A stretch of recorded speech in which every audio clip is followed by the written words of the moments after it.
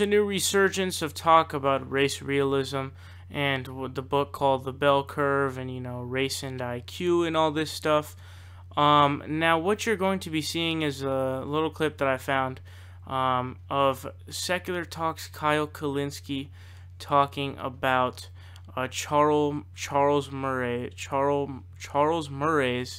my bad, Charles Murray's book called The Bell Curve, and he calls it linking IQ or race and poverty, or it may have been IQ and poverty, I actually can't remember, but it's one of those two.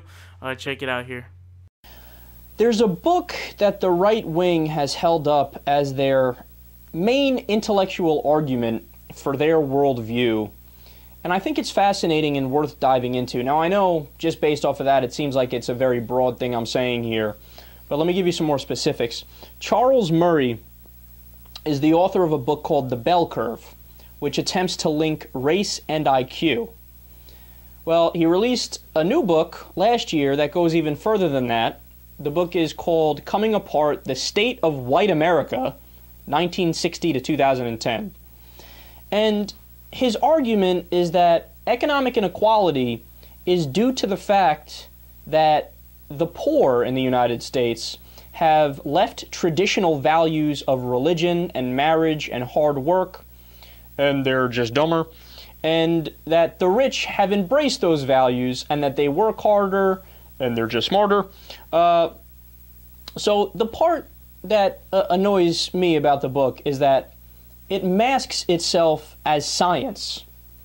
So the conservatives jump right to the, we're the ones that are facing the cold hard facts. You're the ones that are denying the facts, guys.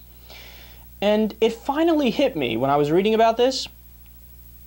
See, I was under the assumption that, look, by and large, Republicans, keep it real, they're just idiots and they don't care about the truth.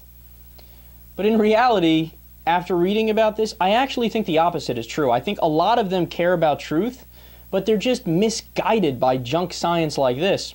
So let me explain further. Why is it that this book is wrong? And why is it that I would even go a step further and say it's laughable and comical? Well, it's simple. You're making connections that aren't there. So people who have less money, for example, are often more religious and have higher marriage rates. So by the book's own criteria, they disprove their own thesis. Because if that's really your benchmark, oh, if people get married and if they embrace traditional values, then guess what? They're going to succeed. Well, then how do you explain the millions and millions of poor people who do embrace those traditional values and they don't get anywhere in life? To me, that's enough right there to say, all right, you're next. Move on to your next argument because this one is weak as hell. But support independent progressive media by leaving a subscription down below.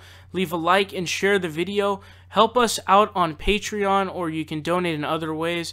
Links are in the description down below. We are fighting Trump tooth and nail, and we will continue to do so with your help.